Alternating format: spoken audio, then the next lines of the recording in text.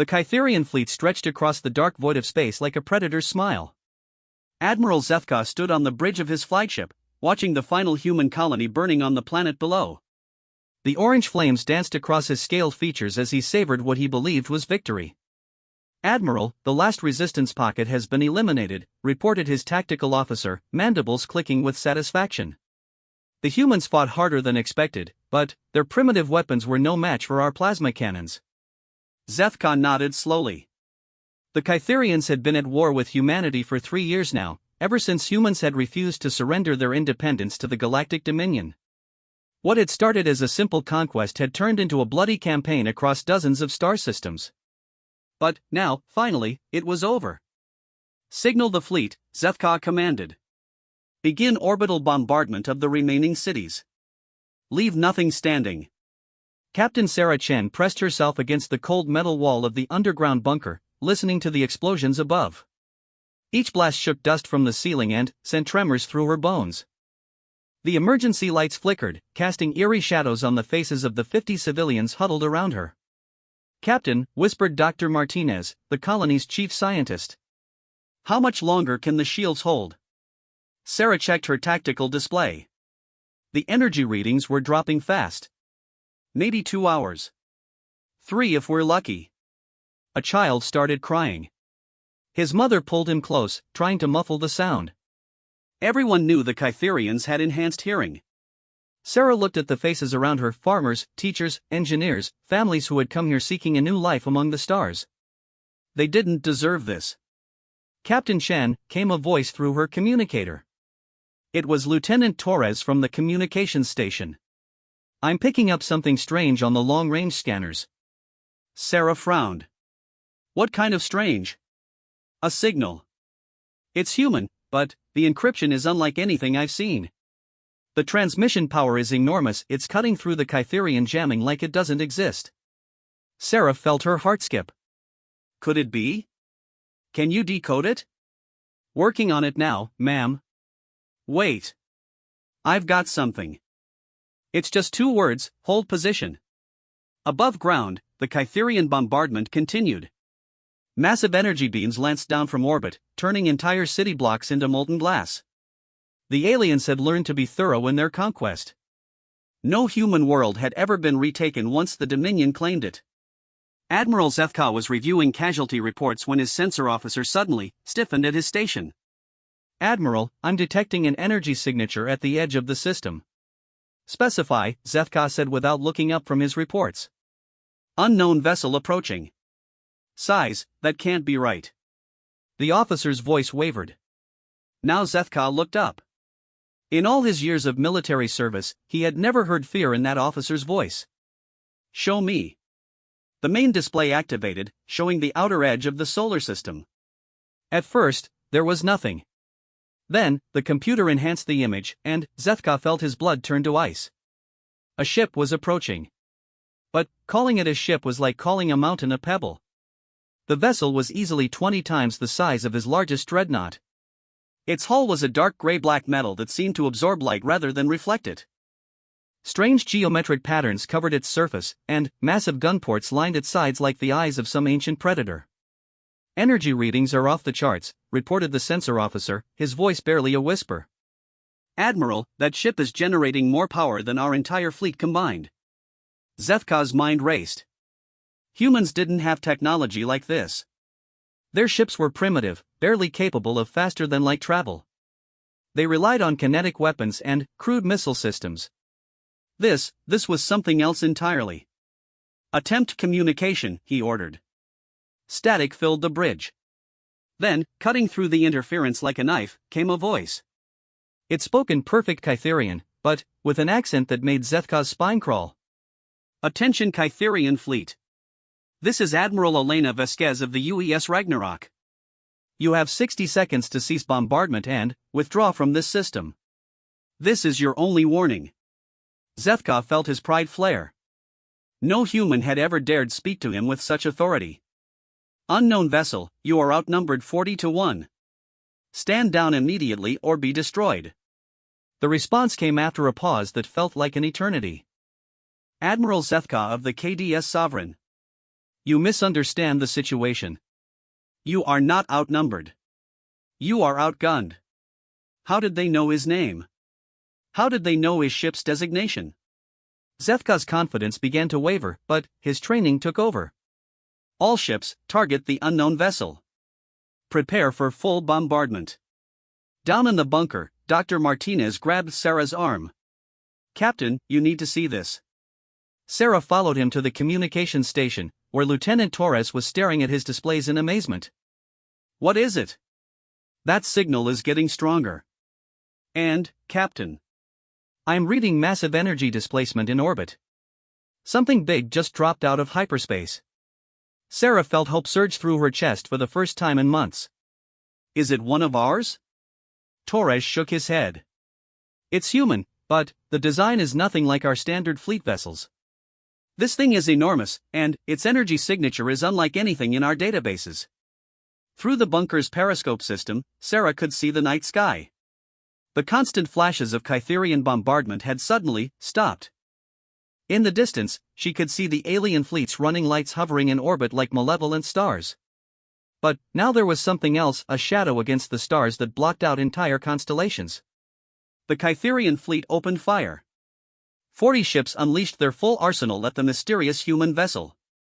Plasma beams, antimatter torpedoes, and particle cannons lit up space in a display of devastating firepower. Any normal ship would have been vaporized instantly. The human ship didn't even slow down. The weapon struck its hull and, simply, disappeared. The dark metal seemed to drink in the energy, absorbing the attacks like a sponge soaking up water. Then, almost casually, the massive vessel rotated to bring its weapons to bear. What happened next would be remembered in Kytherian military history as the 60-second war. The human ship's guns were unlike anything the Kytherians had ever encountered. Instead of energy beams or projectiles, they fired something that bent space itself. The first shot struck the KDS Valiant, a heavy cruiser with shields rated to withstand direct hits from capital ship weapons. The ship simply folded in on itself and disappeared, leaving only a brief flash of X-ray radiation. Evasive maneuvers. Zethka screamed, but it was too late. The second shot took out 3 ships at once, the spatial distortion expanding in a sphere that crushed everything within its radius. The third shot punched through the shields of the KDS Sovereign itself, but, instead of destroying the ship, it disabled every system on board. The lights went out, artificial gravity failed, and, suddenly, Zethka found himself floating in zero gravity while emergency power kicked in. Damage report, he gasped. All weapons offline. Shields down. Engines at 20%, came the panicked replies from his bridge crew.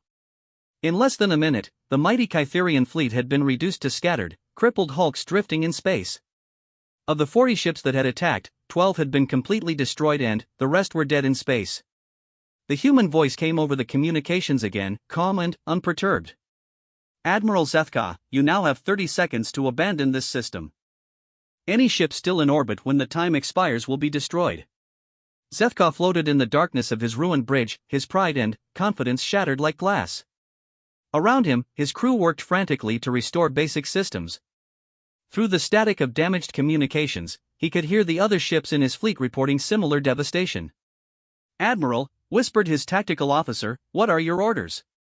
For the first time in his military career, Zethka had no answer.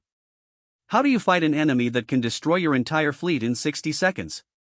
How do you maintain the superiority of the Dominion when a single human ship has just proven that everything they believed about human inferiority was wrong? Down on the planet's surface, Sarah Chan and her people felt the bombardment stop. Through their sensors, they could see the Kytherian ships powering down and beginning to withdraw. But, more importantly, they could see something else, a massive shape in orbit that blocked out the stars. What is that thing? Dr. Martinez asked in amazement. Sarah studied the sensor readings, her mind struggling to process what she was seeing. The ship was easily 5 kilometers long, its mass greater than some asteroids. But, more than its size, it was its technology that left her speechless. The power readings were beyond anything in human space, and the weapon signatures were completely unknown. I don't know, she admitted. But, whatever it is, it just saved our lives. Lieutenant Torres looked up from his station. Captain, I'm receiving a transmission. It's addressed to all human personnel on the surface. Put it through. The voice that came through the speakers was warm and professional, with a slight accent Sarah couldn't place. This is Admiral Elena Vasquez of the UES Ragnarok to all human personnel on New Geneva. The immediate threat has been neutralized. Medical and evacuation teams will be deployed shortly. Please maintain current positions and await further instructions. Sarah felt tears running down her cheeks. After 3 years of hopeless war, after watching world after world fall to the Dominion, salvation had finally arrived. But where had this ship come from? How had humanity developed such advanced technology without her knowledge? As if reading her thoughts, the Admiral's voice continued. I know you have questions, and they will be answered. For now, know that the war is not over, but the tide has turned. Humanity's children among the stars are no longer alone. Admiral Zethka managed to restore partial communications just as his fleet began its shameful retreat. The human ship, this Ragnarok, made no move to pursue them. It simply remained in orbit, a dark sentinel watching their departure. Admiral, came a transmission from his communications officer, we're receiving a priority message from Dominion Command. Zethka's stomach sank. How could he explain this disaster? How could he tell the High Council that a single human ship had destroyed the pride of the Kytherian fleet in less than 2 minutes? Patch it through to my private quarters, he said quietly. As his damaged ship limped toward the edge of the system, Zethka couldn't shake the image of that enormous human vessel from his mind. The Dominion had spent 3 years crushing human resistance, believing them to be a primitive species lucky enough to have discovered faster than light travel. But this ship represented technology decades, maybe centuries ahead of anything the Dominion possessed. Where had it come from? And, more terrifyingly, how many more were there? Sarah Chen stood on the observation deck of the evacuation center, looking up at the stars through the reinforced transparent aluminum windows. Somewhere up there, the Ragnarok waited.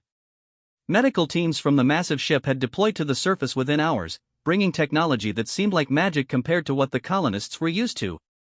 Injuries that would have been fatal were healed in minutes. Radiation sickness was cured with a simple injection. Captain Chen? Sarah turned to see a tall woman in a uniform she didn't recognize. The woman appeared to be in her 50s, with graying hair and kind eyes that held depths of experience. Her uniform was clearly human in design, but the materials and cut were unlike anything Sarah had ever seen. I'm Admiral Vasquez, the woman said, extending her hand. I believe we have much to discuss. Sarah shook the Admiral's hand, noting the strength of her grip. Admiral, I can't thank you enough for what you've done here. But, I have to ask, where did you come from? That ship, those weapons. I've never seen anything like them. Admiral Vasquez smiled sadly. That, Captain, is a long story. One that begins 70 years ago, when a small group of humans decided that our species needed a backup plan. Backup plan? The galaxy is a dangerous place, Captain Chen. When humanity first reached the stars, some of us realized that our expansion would eventually bring us into conflict with established powers. We knew that our technology, while advancing rapidly, might not be enough to ensure our survival. Sarah felt a chill run down her spine. So you prepared for war? We prepared for survival, Admiral Vasquez corrected. A secret project, known only to a few. We took the best minds from across human space and established hidden colonies in the deep void between star systems. For 70 years, we've been developing technology and building ships, waiting for the day when humanity would need us. The implications hit Sarah like a physical blow. You've been out there all this time? Watching us fight and die? Admiral Vasquez's expression grew pained. Not watching, Captain. Preparing. Every loss, every defeat, every world that fell to the Dominion, it burned into our souls. But we had to wait until we were ready. Until we could guarantee victory, not just delay defeat. Sarah looked back up at the stars, where the massive shape of the Ragnarok could just be made out against the starfield. And, now you're ready? Now we're ready, Admiral Vasquez confirmed. The Kytherian fleet that attacked your world was just the beginning. The Dominion rules through fear and superior firepower. Today, we proved that their superiority is an illusion. What happens now? Admiral Vasquez was quiet for a long moment. Now, Captain, we go to war. But, this time, the Dominion will learn what it truly means to face humanity when we're properly motivated. As if summoned by her words, more shapes began to appear at the edge of the system. First one, then 3, then a dozen massive vessels dropped out of hyperspace. Each one was similar in design to the Ragnarok, enormous, heavily armed, and radiating power like small stars. "My God," Sarah whispered. "How many ships do you have?" Admiral Vasquez smiled, and, for the first time, Sarah saw something predatory in that expression. "Enough, Captain. More than enough." The Kytherian survivors of the battle limped back to their nearest base, bringing news that would shake the foundations of the Galactic Dominion. A single human ship had appeared from nowhere and devastated an entire fleet. But, more disturbing than the military defeat were the implications it raised. If humans had this technology, why had they hidden it? How long had they been preparing? And, most importantly, what else were they hiding? Admiral Zethka sat in his damaged quarters, composing his report to the High Council. How do you explain the impossible? How do you tell your superiors that everything they believed about human inferiority was a lie? The communications system chimed, indicating another priority transmission from Dominion Command. But, this time, the message wasn't for him alone. It was a general alert, sent to every Dominion vessel in the sector. "All units, be advised, long-range sensors have detected multiple human vessels of unknown configuration approaching from deep space. Fleet strength estimated at minimum 15 capital ships, possibly more. All ships are to maintain maximum alert status and report any human vessel sightings immediately." Zethka closed his eyes and leaned back in his chair. 15 ships like the Ragnarok? The Dominion had ruled the galaxy for 2 centuries, crushing any species that dared challenge their authority. But, now, for the first time in generations, they faced an enemy that might actually be superior. The human colonists of New Geneva spent their first night in months without the sound of bombardment echoing overhead. Children slept peacefully while their parents looked up at the stars, knowing that somewhere in the darkness above them, humanity's guardians stood watch. Dr. Martinez approached Captain Chen as she stood on the observation deck, still watching the stars. "Sarah, I've been analyzing the scan data from that ship. The technology readings are incredible. Their power generation alone is beyond anything we thought possible." Sarah nodded. Admiral Vasquez called it a 70-year project. Humanity's backup plan. "It makes sense," Martinez said thoughtfully. "We always knew that our rapid expansion would eventually bring us into conflict with established galactic powers." Someone, somewhere, was thinking ahead. "The question is," Sarah said quietly, "what happens next? The Dominion won't take this lying down. They'll send everything they have." Martinez looked up at the stars, where more ships continued to arrive. "Maybe that's exactly what humanity's been waiting for." As dawn broke over the scarred landscape of New Geneva, the colonists began to emerge from their shelters. The signs of battle were everywhere: burned-out buildings, craters from orbital bombardment, the twisted wreckage of Kytherian dropships. But, for the first time in 3 years, they emerged without fear. High above them, the human fleet waited. 12 massive ships now hung in orbit, their dark hulls seeming to absorb the light of the system's star. Each one represented decades of secret research and development, hidden projects that had prepared for this exact moment. The war was far from over. If anything, the real fighting was just beginning. The Dominion would not accept defeat easily, and their response would be swift and brutal. But, for the first time since the conflict began, humanity held the upper hand. The Kytherians had thought they'd won. They had conquered world after world, believing humans to be a primitive species that had gotten lucky with faster-than-light travel. They had crushed human resistance with overwhelming firepower and superior technology. But, they had never considered that humanity might have been holding back. That somewhere in the dark void between stars, human ingenuity and determination had been working in secret, preparing for the day when the galaxy would learn the true meaning of human resolve. That day had finally come. And, the Dominion was about to discover that their war with humanity had only just begun. The Dominion Council chamber on Kitharos Prime had never seen such chaos. Representatives from a dozen species shouted at each other across the vast circular room while holographic displays showed the aftermath of what military analysts were already calling the New Geneva Incident. High Counselor Vexthal, a towering Kytherian with ceremonial battle scars covering his scaled arms, slammed his staff against the metal floor. The sound echoed through the chamber, gradually bringing silence. "Enough," his voice boomed. Admiral Zethka, present your report. Zethka stood at the center of the chamber, his proud military bearing diminished by the weight of defeat. The holographic projectors activated around him, showing tactical displays of the battle. Honorable counselors, at 0847 Standard Time, my fleet engaged a single human vessel of unknown configuration. Within 60 seconds, 12 of my ships were destroyed and the remainder disabled. Impossible, snorted Counselor Hrexmore, the Dominion's Minister of War. No human ship possesses such capability. Your incompetence, with respect, Counselor, Zethka interrupted, the tactical recordings speak for themselves. The holographic display shifted, showing the battle from multiple angles. The assembled representatives watched in stunned silence as the massive human ship absorbed the combined firepower of an entire fleet, then retaliated with weapons that seemed to bend space itself. By the ancestors, whispered Counselor Yithkal, the elderly representative from Altair 7. What manner of technology is this? High Counselor Vexthal studied the recordings with calculating eyes. Intelligence reports, Admiral. What do we know about this vessel? The ship identified itself as the UES Ragnarok, Admiral Elena Vasquez commanding. Our databases have no record of either the vessel or the individual. The technology displayed is decades beyond anything in our intelligence reports about human capability. Then, our intelligence is wrong, Vexthal stated flatly. The question is, how wrong? Commander Elena Vasquez stood in the observation deck of the Ragnarok, watching her fleet conduct rescue operations on New Geneva's surface. 12 ships of the Black Fleet had answered the call, with more arriving every hour. After 70 years of preparation, humanity's hidden guardians were finally revealing themselves. Admiral, came a voice behind her. Captain James Morrison, her second-in-command, approached with a data tablet. We've completed our assessment of the planetary damage. The Kytherians were thorough, 7 major cities destroyed, infrastructure crippled, but the population centers survived. Elena nodded grimly. And our fleet status?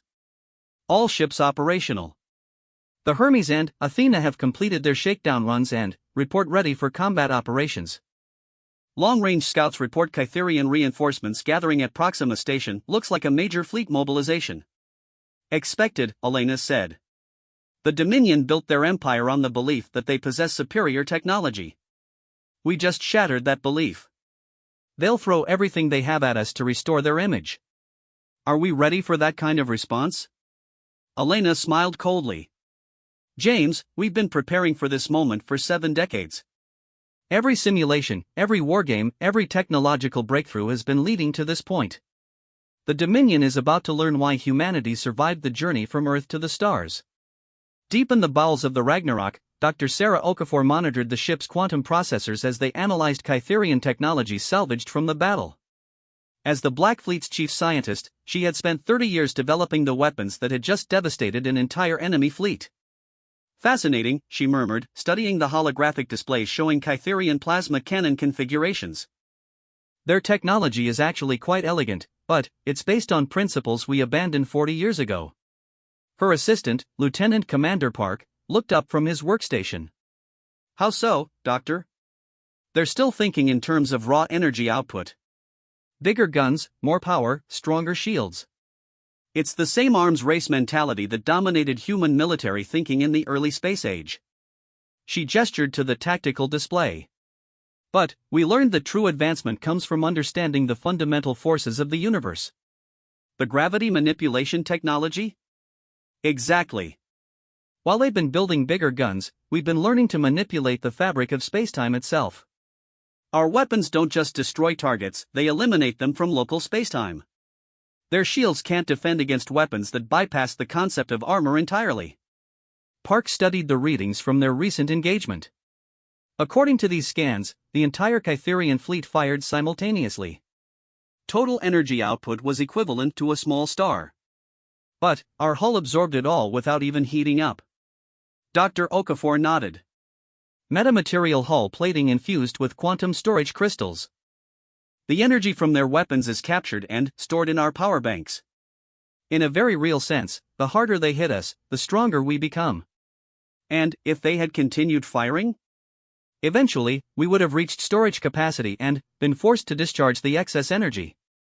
But, by our calculations, they would have had to maintain that bombardment for approximately 6 hours to overwhelm our systems. Meanwhile, in the Ragnarok Strategic Planning Center, Admiral Vasquez met with the commanders of the other Black Fleet vessels. The holographic conference table displayed representatives from ships whose very existence had been humanity's most closely guarded secret. Status reports, Elena commanded.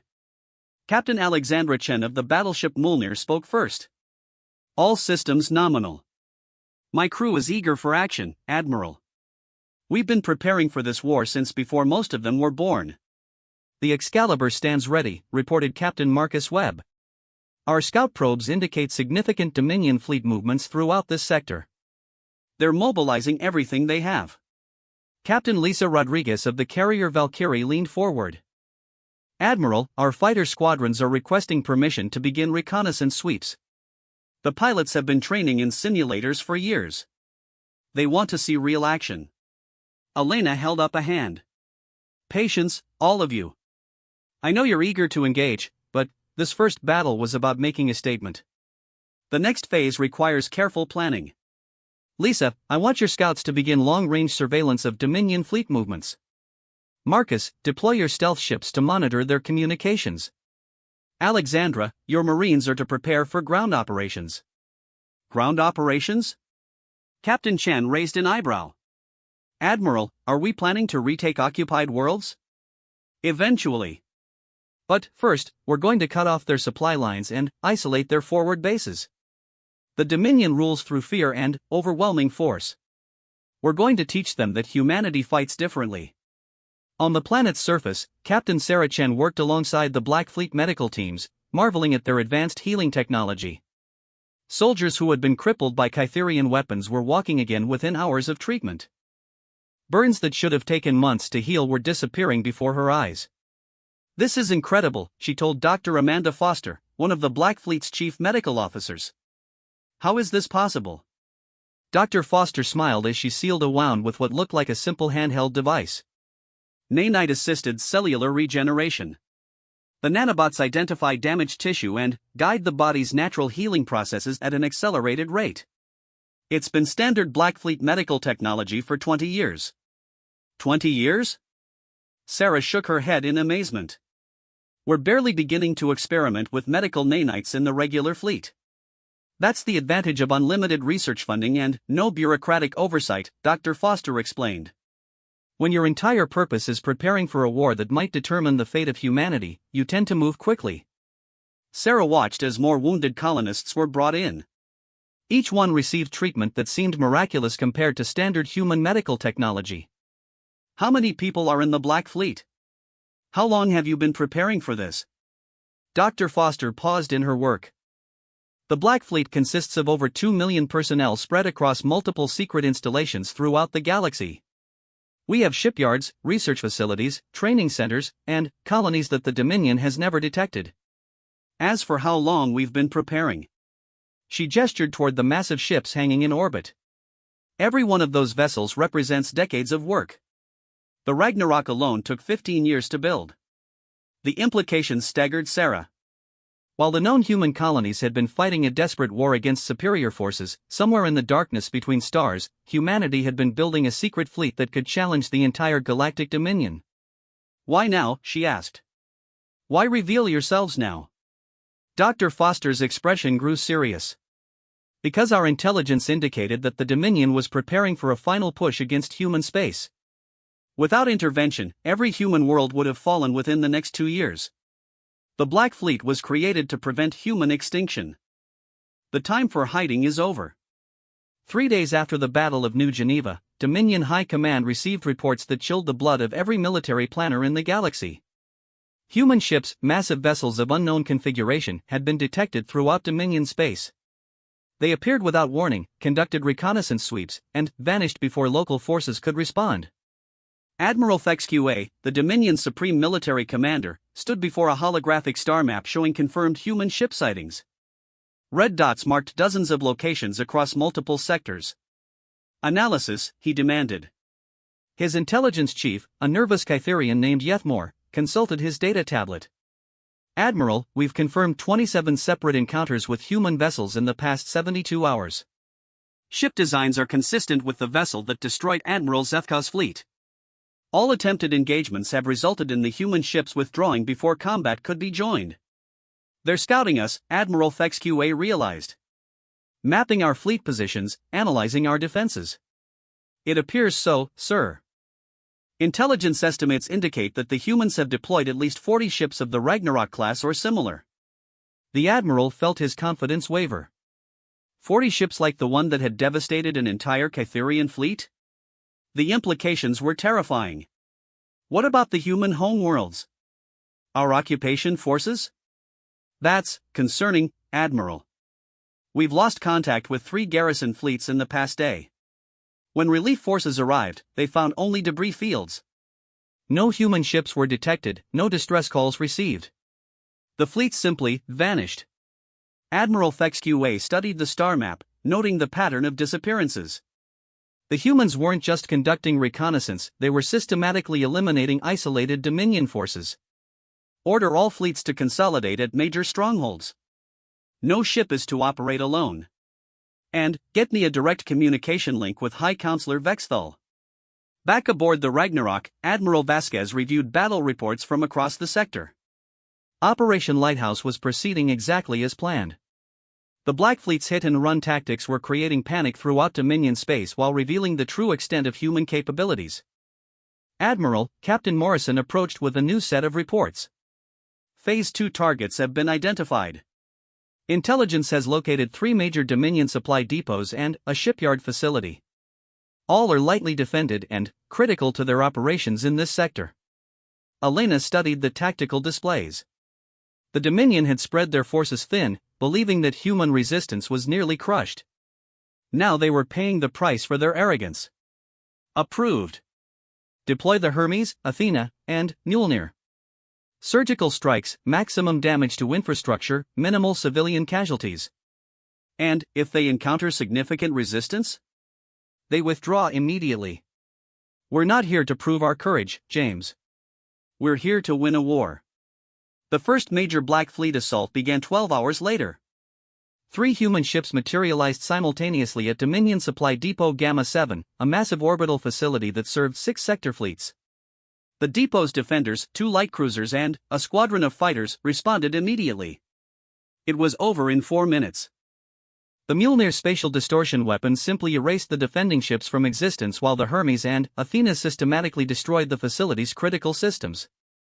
Within minutes, a supply depot that had taken years to build was reduced to twisted metal and venting atmosphere.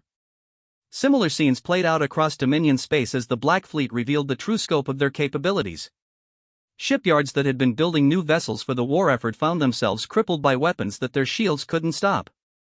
Communication relays that had coordinated Dominion military operations across light years simply vanished in flashes of distorted spacetime.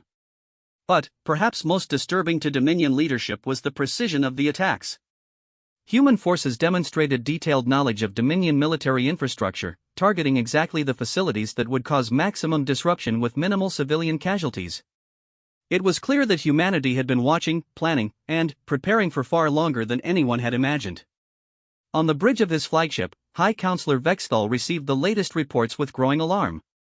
In less than a week, human forces had inflicted more damage on the Dominion military than any enemy had achieved in the past century. Counselor, his communications officer reported, were receiving a transmission from the human fleet. Audio only. Put it through. The voice that came through the speakers was calm, professional, and utterly confident. High Counselor Vexthal, this is Admiral Elena Vasquez of the Human Black Fleet. I believe it's time we discuss terms. Vexthal felt his blood burn with rage. Humans do not dictate terms to the Galactic Dominion. Counselor, in the past week, we have demonstrated that your military superiority is an illusion. Your fleets are scattered, your supply lines are severed, and your forward bases are defenseless. You can continue this conflict and watch your empire crumble, or you can listen to what I have to propose. The Dominion does not negotiate with primitives. There was a pause. Then, Admiral Vasquez's voice returned, colder now. Counselor, you're thinking of humanity as it was 3 years ago. That humanity is gone. What you face now is humanity as it was always meant to be: united, prepared, and very, very angry.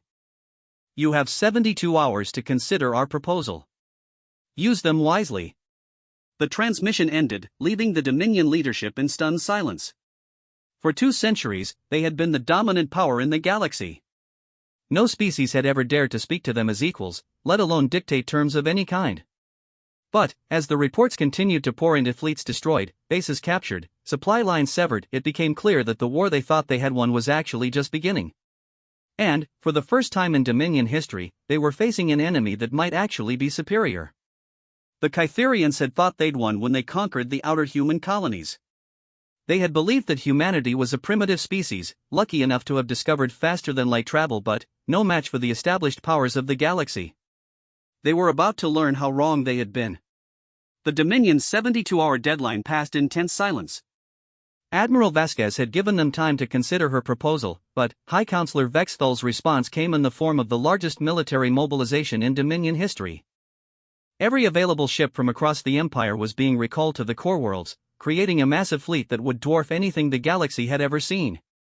"They're massing everything they have at the Zentari system," reported Captain Morrison as he studied the intelligence reports flowing in from Black Fleet scouts. "Current count shows over 300 capital ships, plus support vessels. It's the entire Dominion war machine."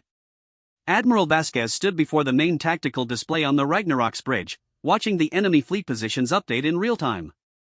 "They're making the same mistake armies have made throughout history, believing that numbers alone determine victory." "Admiral," interrupted Commander Sarah Okafor from the science station, "I'm reading massive energy signatures from the Dominion fleet. They're not just gathering ships, they're deploying something new." The display zoomed in on the center of the enemy formation, revealing a massive structure that dwarfed even the largest Dominion dreadnoughts. It was clearly artificial, but unlike any ship design in their databases. "Analysis," Elena demanded. Dr. Okafor's fingers flew over her console. "It's a weapons platform, Admiral. Energy output is incredible. They've somehow managed to create a mobile station capable of generating firepower equivalent to a planetary defense grid. They're desperate," Captain Morrison observed. "Building super weapons instead of addressing their tactical deficiencies." Elena nodded grimly. "Send word to all Black Fleet commanders. It's time for Operation Prometheus." Throughout human space, a transformation was taking place that would reshape the balance of power in the galaxy forever. In hidden shipyards that had operated in secret for decades, massive vessels that dwarfed even the Ragnarok were finally revealing themselves. Captain David Kim stood on the bridge of the UES Titan, watching as the enormous ship powered up its systems for the first time in combat conditions. At 8 kilometers long and 2 kilometers wide, the Titan was less a starship than a mobile city, carrying a crew of 50,000 and enough firepower to level planets. "All departments report ready, Captain," announced his executive officer, Commander Lisa Park. "The ship is at full operational status." Captain Kim nodded, feeling the weight of history on his shoulders. The Titan was the culmination of humanity's greatest engineering achievement, a ship designed to fight entire fleets single-handedly. But, more than that, it represented something the Dominion had never encountered, a species that planned for its own survival decades in advance. "Helm, set course for the Zentari system. Maximum speed." "Aye, sir." Estimated time to arrival, 18 hours. Similar scenes played out across the galaxy as the true scope of humanity's preparations became clear. The Black Fleet hadn't just built better ships, they had built an entirely new class of vessel that redefined what was possible in space warfare. Ships like the Titan, the Olympus, and the Leviathan represented technology that was decades ahead of anything the Dominion possessed. On New Geneva, Captain Sarah Chen watched in amazement as evacuation ships arrived to transport the surviving colonists to safety. But these weren't the crude transports she was familiar with, these were sleek, advanced vessels with technology that seemed almost magical. "Where are they taking us?" she asked Dr.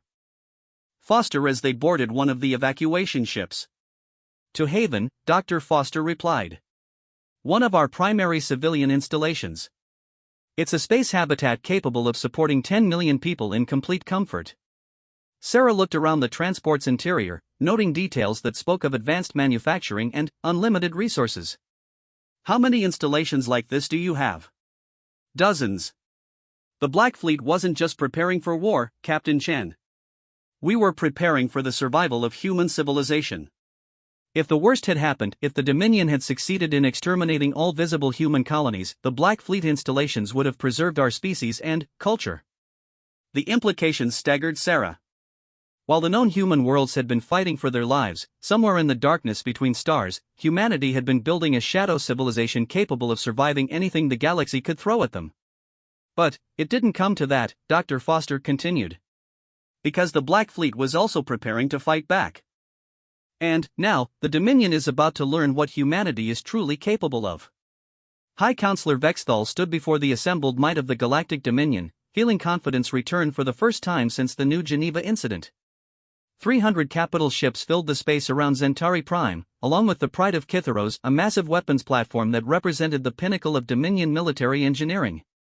Admiral Thex QA, he addressed his Supreme Commander, status report. All fleets have assembled as ordered, Counselor. The Pride of Kitharos is fully operational. Its main cannon can punch through any known shielding system and has enough power to crack a planet's crust. Vexthal nodded with satisfaction. And the human fleet? Long-range scouts report 67 human vessels approaching. They should arrive within the next 6 hours. Excellent. Today we restore the dominance of the Galactic Dominion. Today we show these upstart humans that their tricks and advanced technology mean nothing against overwhelming force. But Admiral Thex QA felt less confident than his superior appeared. The tactical reports from recent engagements painted a disturbing picture. Human ships seemed to absorb damage that should have destroyed them, while their weapons violated known physical laws. How do you fight an enemy whose technology you don't understand? Admiral, interrupted the sensor officer, his voice tight with strain. I'm reading massive gravitational distortions at the edge of the system. Something's coming out of hyperspace. The main display activated, showing the outer reaches of the Zentari system. Space itself seemed to bend and twist, creating visual distortions that hurt to look at directly. Then, slowly, shapes began to emerge from the twisted spacetime. The first ship to appear was immediately recognizable as belonging to the same class as the vessel that had devastated the fleet at New Geneva. But, as more ships emerged, it became clear that the humans had been hiding far more than anyone had imagined. The second wave of ships was larger, much larger. Each one was easily twice the size of the Ragnarok, bristling with weapons that defied conventional design. But, it was the third wave that caused panic to spread through the Dominion fleet. A single ship emerged from hyperspace that was so massive it created its own gravitational field. 8 kilometers of dark metal and incomprehensible technology, the vessel was less a starship than a mobile fortress. Its very presence seemed to bend light around it, creating an aura of darkness that was both beautiful and terrifying. By the ancestors, whispered Admiral Thex QA. What is that thing? His sensor officer struggled with readings that didn't make sense. Admiral, the gravitational distortion is off the charts. That ship has the mass of a small moon, but it's moving under its own power. The energy signatures are. I don't have words for what I'm seeing. Across the Dominion fleet, similar scenes of shock and disbelief played out as the true scope of human capabilities became apparent. The 67 ships they had detected were just the first wave.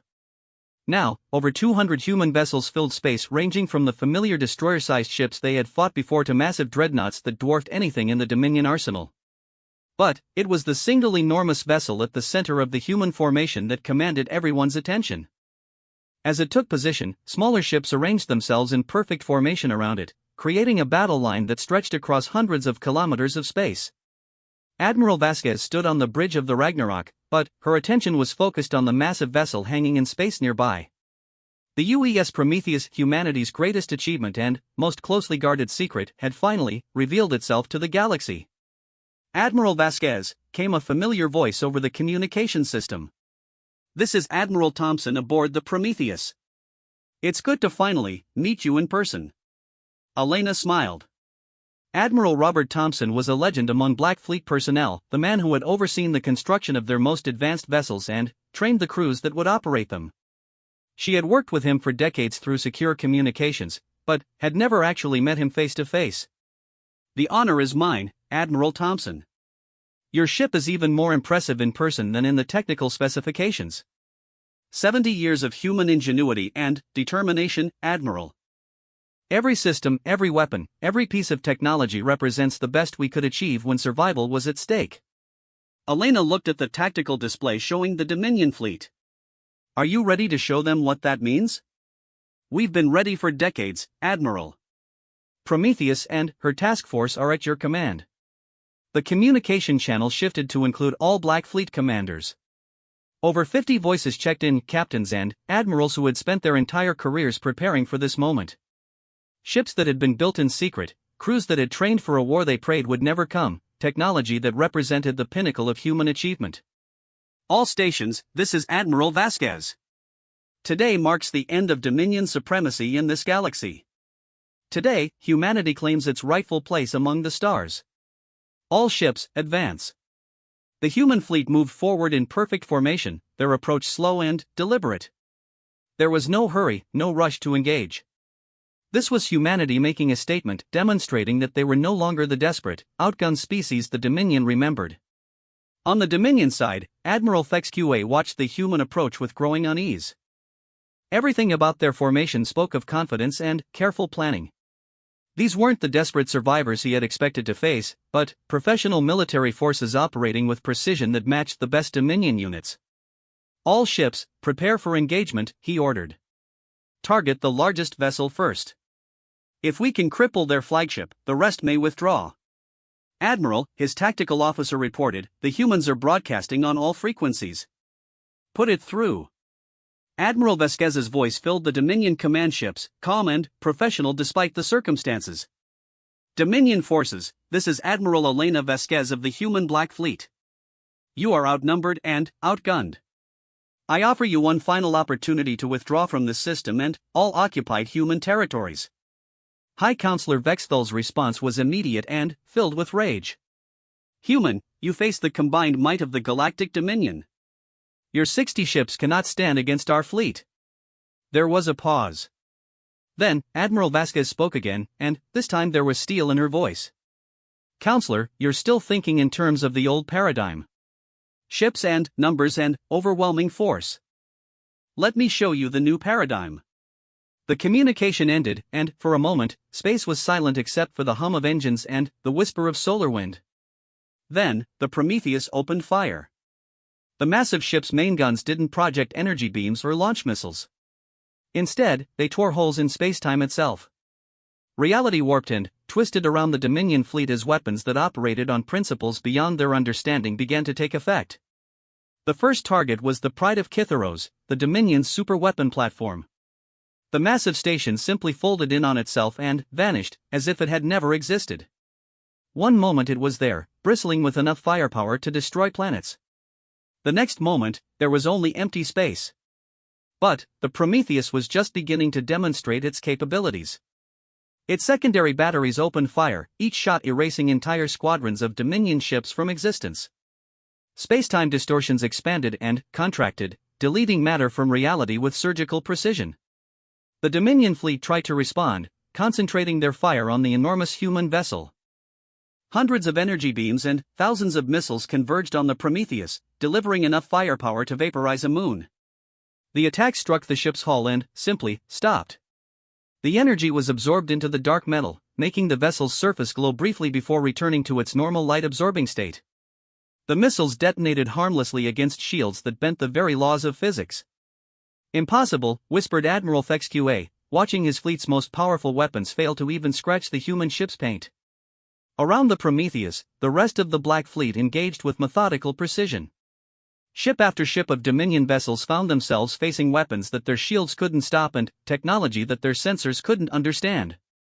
The battle became less a fight than a demonstration, humanity showing the galaxy what they had learned during 70 years of secret preparation. Captain Kim aboard the Titan targeted the Dominion fleet's command vessels, using precision strikes to cripple their ability to coordinate a response.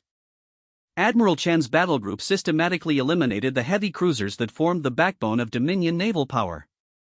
Squadron after squadron of human ships revealed capabilities that redefined what was possible in space combat. But, perhaps most devastating was the psychological impact.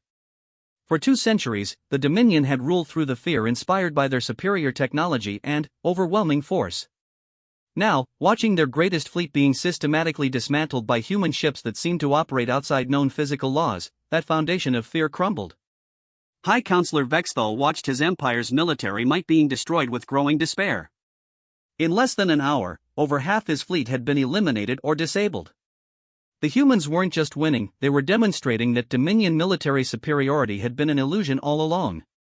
"Admiral," he said quietly, "order the fleet to withdraw." Admiral Fexqa stared at him. "Counselor? You heard me. Order the withdrawal. We cannot win this battle." As the surviving Dominion ships began their retreat, Admiral Vasquez's voice once again filled their communication channels. "High Counselor Vexthal, you now understand the situation you face. Humanity is no longer the species you remember. We offer one final opportunity for peaceful resolution. Withdraw from all human territories and cease hostilities. In return, we will allow your empire to continue its existence." Vexthal closed his eyes, feeling the weight of 2 centuries of Dominion history on his shoulders. Terms? Complete withdrawal from all human space within 30 standard days. Reparations for the damage caused during your occupation. And formal recognition of human sovereignty over our claimed territories. And if we refuse? There was a long pause. Then, Admiral Vasquez spoke again, her voice carrying the weight of absolute certainty. "Then, Counselor, you will learn why we spent 70 years preparing for war. And, I assure you, you will not enjoy the lesson." The transmission ended, leaving the Dominion fleet to limp away from the battlefield, carrying news that would reshape the political landscape of the galaxy. For the first time in centuries, the Dominion had been decisively defeated. And the species that had defeated them was making it clear that this was just the beginning. Humanity had revealed its hand, and the galaxy would never be the same. The Galactic Council chambers on Nexus Station had never hosted an emergency session of this magnitude. Representatives from every major species in the galaxy gathered in the massive amphitheater, their conversations creating a buzz of nervous energy that filled the ancient halls. Ambassador Kethral of the Dominion sat in the defendants section, his once proud bearing diminished by recent events. Beside him, emergency reports continued to flow in from across Dominion space. Human fleets were systematically liberating occupied worlds, and Dominion forces were withdrawing without engagement rather than face the new human technology. "The emergency session of the Galactic Council is now in session," announced Chancellor Mordak, an ancient Altarian whose species had remained neutral for millennia. "We are here to address the recent developments in what was previously known as the Human-Dominion conflict." A holographic display activated above the assembly, showing tactical footage from the Battle of Zentari. The assembled representatives watched in stunned silence as human ships demonstrated capabilities that challenged everything they thought they knew about physics and military technology. Ambassador Kethral, Chancellor Mordak continued, "Present your report on behalf of the Galactic Dominion." Kethral rose slowly, the weight of defeat evident in every movement. "Honored Chancellor, esteemed representatives, what you have witnessed marks a fundamental shift in galactic power structures. The human species has revealed technological capabilities that surpass our understanding." "Explain," demanded Ambassador Texvel of the Regelian Consortium. "How does a species we classified as primitive 3 years ago suddenly possess ships that can eliminate entire fleets?" "According to our intelligence analysis," Kethral replied, consulting his data tablet, "the humans have been conducting a secret military development program for approximately 70 years. While their public colonies appeared vulnerable and technologically inferior, they were simultaneously building hidden installations and developing advanced technology." 70 years? Ambassador Yithkal of Altair 7 leaned forward. "They've been preparing for this war since before they encountered the Dominion?" "It appears so. Our xenopsychologists believe this represents a fundamental aspect of human psychology, the ability to plan for long-term threats and prepare accordingly. While other species tend to react to immediate dangers, humans appear capable of anticipating and preparing for conflicts decades in advance." The implications sent a chill through the assembled representatives. A species capable of such long-term strategic planning, combined with the technological capabilities they had just demonstrated, represented a complete paradigm shift in galactic politics. Chancellor Mordak studied the tactical reports. "What are the current positions of Dominion and human forces?" "The Dominion has withdrawn from all human territories as demanded," Kethral admitted. "Our remaining forces are consolidating around core worlds. Human fleets are conducting what they term liberation operations throughout the outer sectors. And the human demands? Formal recognition of human sovereignty, reparations for damage caused during occupation, and, most disturbing, a seat on this very council. The chamber erupted in confused voices. No species had been granted council membership without centuries of political maneuvering and demonstration of cultural stability. The humans were demanding equal status based solely on their military capabilities. Order! Chancellor Mordak called. The chair recognizes Ambassador Sarah Martinez of the Terran Republic. A section of the amphitheater that had stood empty for 3 years suddenly activated, revealing a human woman in an elegant diplomatic uniform. Her presence sent shock waves through the assembly. Nobody had even known there was a human representative on Nexus Station. Honored Chancellor, esteemed colleagues, Ambassador Martinez began, her voice carrying the confidence of someone representing a newly ascendant power. I thank you for this opportunity to address the Council.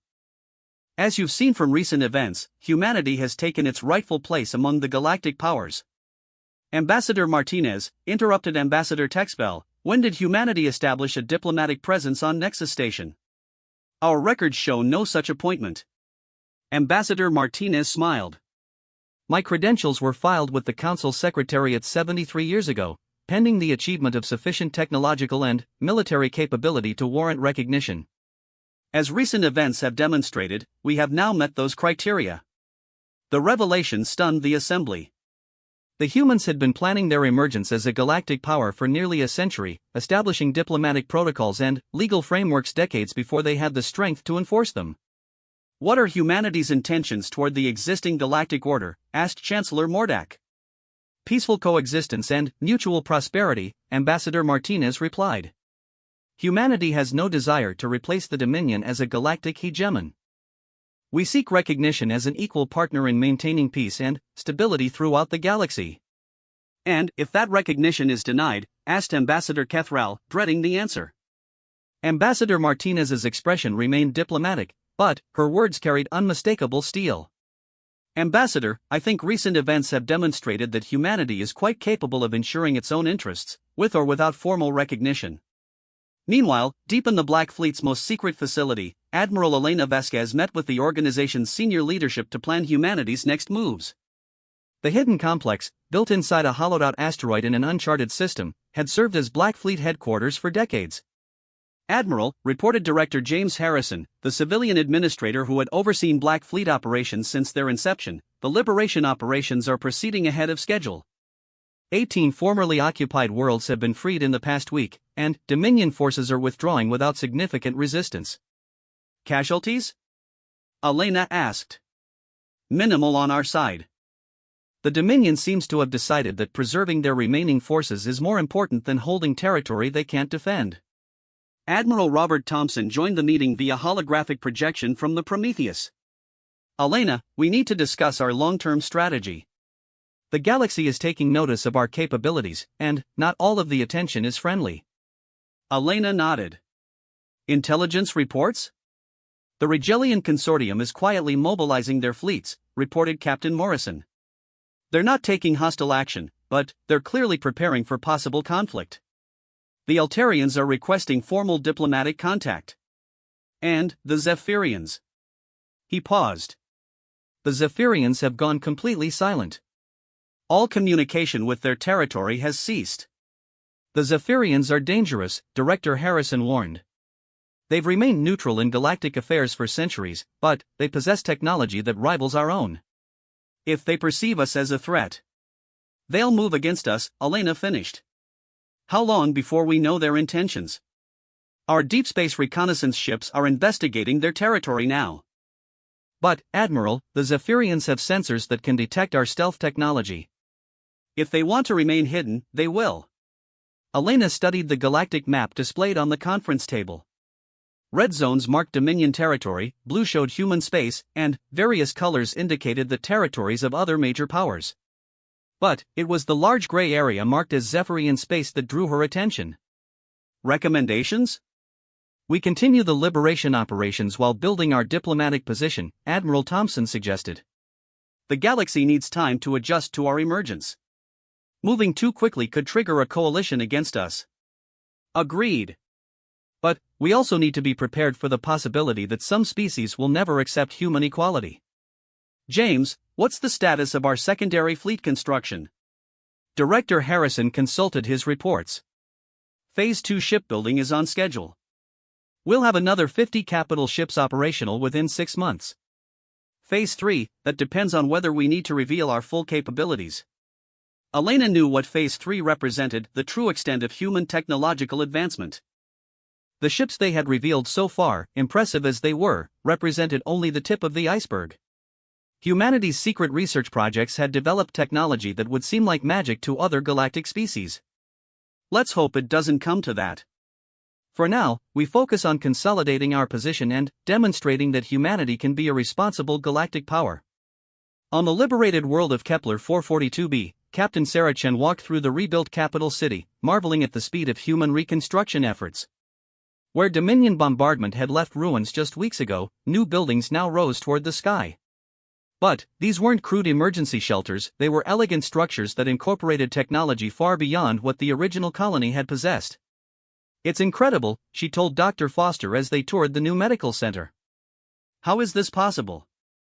Automated construction systems, Dr. Foster explained. The Black Fleet has been developing these technologies for decades. A single construction ship can rebuild an entire city in a matter of days. Sarah watched as hovering robots assembled building components with precision and speed that defied belief. But, the materials, the infrastructure. Molecular assembly technology. We can literally build anything we need from basic raw materials. It's one of the advantages of having unlimited research funding and the brightest minds from across human space working together. They entered the medical center, where Dr. Foster's colleagues were installing equipment that looked decades ahead of anything Sarah had seen in regular human space. Healing chambers that could regrow lost limbs, diagnostic systems that could detect genetic disorders at the cellular level, treatment protocols that seemed like science fiction. Dr. Foster, I have to ask, if humanity has had this technology for years, why didn't you share it with the colonies? How many people died who could have been saved? Dr. Foster's expression grew pained. Captain, that question has haunted everyone in the Black Fleet. Every death, every tragedy we could have prevented, it weighs on us all. But, we had to maintain operational security. If the Dominion had learned of our capabilities too early, they would have mobilized their entire empire against us before we were ready. And, now? Now we can share everything. Medical technology, construction systems, defensive capabilities, every human world will have access to the best we can provide. Sarah looked out the window at the bustling city, where former colonists worked alongside Black Fleet personnel to rebuild their world. What about the future? What happens when this war is over? Dr. Foster smiled. That's up to all of us to decide. The Black Fleet was created to ensure human survival. We've achieved that goal. Now we have the opportunity to build something better, a human civilization that can stand as an equal among the galactic powers. In the Dominion's capital city on Kitharos Prime, High Counselor Vexthal met with his remaining military commanders to assess their new reality. The Great Council chambers, once filled with the confident voices of galactic conquerors, now echoed with uncertainty and recrimination. Status report, Vexthal demanded. Admiral Fexqa, his confidence shattered by recent defeats, consulted his data tablets. Counselor, we have successfully withdrawn from all human territories as demanded. Our forces are consolidating around 17 core systems. Total military strength is down to 60% of pre-war levels. And, the humans? They're conducting systematic liberation of former Dominion territories. However, they're showing restraint. No attacks on Dominion core worlds, no pursuit of withdrawing forces. They appear to be honoring their stated intention of limiting their actions to formerly human territories. For now, muttered Counselor Hrexmore, what guarantee do we have that they'll stop there? None, Vexthal admitted. Which is why we need to reassess our position in the galaxy. For 2 centuries, we've maintained control through superior technology and overwhelming force. That superiority no longer exists. The implications hung heavy in the air. The Dominion had built their empire on the assumption that they represented the pinnacle of galactic civilization. The sudden emergence of human technology that surpassed their own capabilities challenged the very foundation of their society. Recommendations? Vexthal asked. We adapt, said Admiral Thex QA. The galaxy has changed, and we must change with it.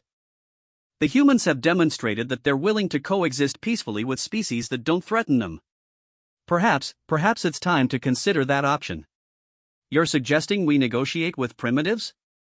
I'm suggesting we negotiate with the most advanced military force the galaxy has ever seen, Admiral Thex QA corrected firmly. Pride will not restore our lost fleets, Counselor. Pragmatism might preserve what remains of our civilization. As the Dominion leadership grappled with their new reality, reports continued to flow in from across the galaxy. Human ships were appearing in neutral space, conducting what appeared to be diplomatic missions. Other species were reaching out to establish contact with this newly revealed power. The galactic political landscape was shifting at a speed that left traditional powers struggling to adapt. But, in the dark spaces between stars, ancient sensors detected the movement of human fleets and recorded their capabilities with interest that had been absent for millennia. The Zephyrians, oldest and most mysterious of the galactic powers, watched humanity's emergence with calculation that spanned centuries rather than years. The galaxy was changing, and not everyone was prepared to accept humanity's new position peacefully. The war with the Dominion had been just the beginning. Now, humanity would learn what it truly meant to be a galactic power and discover that some threats were far more dangerous than any empire built on conventional military strength. The real test of human resolve was yet to come. 3 months had passed since the Battle of Zentari, and the galaxy had settled into an uneasy new equilibrium. Human ships patrolled former Dominion territories while diplomatic missions established contact with previously neutral species. The liberation operations had concluded successfully, but Admiral Elena Vesquez knew that the real challenges were just beginning. Standing in the observation deck of the Ragnarok, she watched the construction of humanity's first major starbase in formerly occupied space. The massive structure grew daily as automated systems assembled components with mathematical precision, creating a facility that would serve as both a symbol of human presence and a strategic stronghold. Admiral, Captain Morrison approached with the morning intelligence reports. We have a situation developing. Elena turned from the viewport. Specify. Long-range sensors have detected a fleet approaching from Zephyrian space. Configuration unknown, but the energy signatures are disturbing. Elena felt a chill run down her spine. The Zephyrians were the galaxy's great mystery, an ancient species that had achieved technological advancement millennia before any other race had even discovered fire. They had remained strictly neutral for centuries, watching galactic events from their isolated territory with apparent disinterest. Size of the fleet? That's the problem, Admiral. Our sensors can't get an accurate count. The ships seem to exist in some kind of dimensional flux. Sometimes we read 50 vessels, sometimes 500, sometimes none at all. Elena studied the sensor readings, noting the impossible energy patterns. Time to intercept? If they maintain current course and speed, they'll reach human space in 72 hours. Send immediate alerts to all Black Fleet commanders. Full mobilization protocol. And get me a direct line to Admiral Thompson. The holographic image of Admiral Thompson appeared within minutes, his expression grim. Elena, you've seen the reports? I have. What's your assessment? The Zephyrians have technology that operates on principles we don't fully understand. They've been observing galactic events for thousands of years without direct involvement. If they're moving now, they perceive us as a threat, Elena finished. Or an opportunity. Either way, we need to be prepared for anything. I'm bringing the Prometheus and her task force to full alert status. What about Phase 3 protocols? Elena was quiet for a moment. Phase 3 represented the unveiling of humanity's most advanced technology, weapons and defense systems that operated on scientific principles so advanced they bordered on the incomprehensible. They had hoped never to reveal these capabilities. Not yet. We attempt diplomatic contact first. But prepare the Phase 3 assets for immediate deployment if necessary. In the depths of space, the Zephyrian fleet moved through dimensions that normal matter could barely comprehend. Their ships existed in multiple phases of reality simultaneously, able to strike from directions that had no names in any language spoken by younger species. Hierarch Vexthan, supreme commander of the Zephyrian Continuum, observed the tactical displays showing human fleet positions throughout the galaxy. His species had watched the rise and fall of countless civilizations, but rarely had they seen such rapid technological advancement. Analysis, he commanded in a voice that resonated across multiple dimensional frequencies. The humans demonstrate capabilities that should not be possible for a species of their age, reported science hierarch Kethmal. Their weapons manipulate spacetime in ways that suggest fundamental understanding of cosmic forces. Their defensive systems operate on principles we had not expected any species to discover for at least another millennium. Dangerous? Potentially. More concerning is their rate of advancement. The technology they demonstrated 3 months ago was impressive but comprehensible. Recent intelligence suggests they possess capabilities they have not yet revealed. Hierarch Vexthan considered this information with the patience of a species that measured time in geological epochs. The Zephyrians had achieved their current level of advancement through careful observation and gradual development over millions of years. To see another species potentially reaching similar heights in mere decades was unsettling. Recommendations? Direct assessment. We must understand the full scope of their capabilities before determining whether they represent a threat to galactic stability. Proceed. Meanwhile, on the diplomatic front, Ambassador Sarah Martinez found herself at the center of increasingly complex negotiations. The human emergence had triggered a cascade of political realignments throughout the galaxy, and every major species wanted to understand where they stood in the new order. Ambassador, said Chancellor Mordak as they met in a private session, the Council requires clarification on humanity's long-term intentions. Your military capabilities have been clearly demonstrated, but your political objectives remain unclear. Martinez had been expecting this question. Chancellor, humanity seeks nothing more than peaceful coexistence and mutual prosperity. We have no territorial ambitions beyond our traditional sphere of influence. Yet your recent actions suggest otherwise. The liberation of former Dominion territories, the establishment of military bases throughout multiple sectors, the deployment of fleets far beyond your original borders. Defensive measures, Martinez replied firmly. 3 years of occupation taught us the importance of maintaining adequate security for our people. We will not allow our worlds to be conquered again. And the Dominion? Will be left alone provided they honor the withdrawal agreements. Humanity has no interest in conquest for its own sake. Chancellor Mordak leaned back in his chair. Ambassador, there are species within the Council who view human expansion with considerable alarm. Your technological capabilities, combined with rapid territorial gains, suggest potential hegemonic ambitions. Martinez felt the weight of galactic politics pressing down on her. Chancellor, may I speak candidly? Please do. Humanity has spent the past century watching.